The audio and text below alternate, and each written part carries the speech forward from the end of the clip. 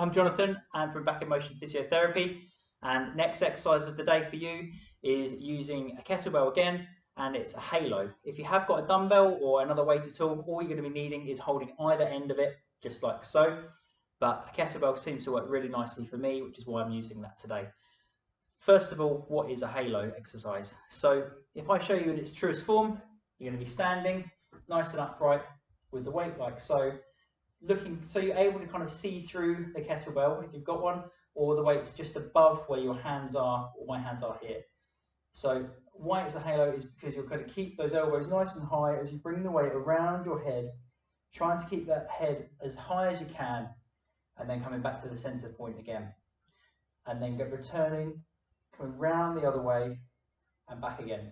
To make this exercise even better, maybe we can bring our elbows in, and again try and maintain that weight staying nice and close to us as much as we can. To make it even better, maybe we try and keep those elbows as close as we can to level, and then back again.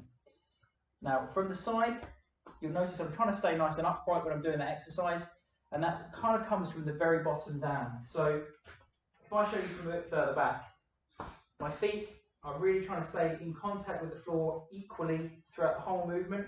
I'm trying to lock my knees back nice and straight. I'm trying to clench my buttocks together to stay nice and upright and fixed. And we kind of form, therefore, we hold our stomach in as well, what I like to call a standing plank position. As we then bring those arms up, we're trying to contract the whole of our back, our supporting muscle to keep ourselves nice and upright. And then we perform the exercise again, just like so.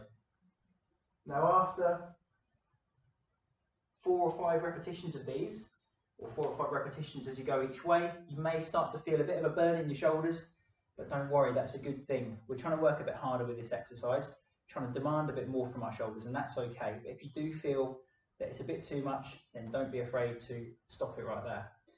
If you're feeling feel like it's a bit of a boring exercise to do, then that's also okay, because there's a number of ways you can incorporate other exercises and movements into it as well.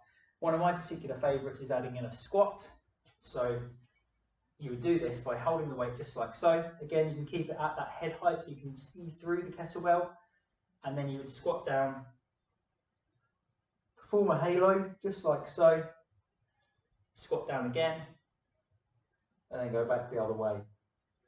Again, it makes the exercise more of a full body move rather than just standing in one position. Makes it a bit more dynamic, a bit more enjoyable maybe, but feel free to give it a go, see how you find it, and don't be afraid to let us know if you have any problems.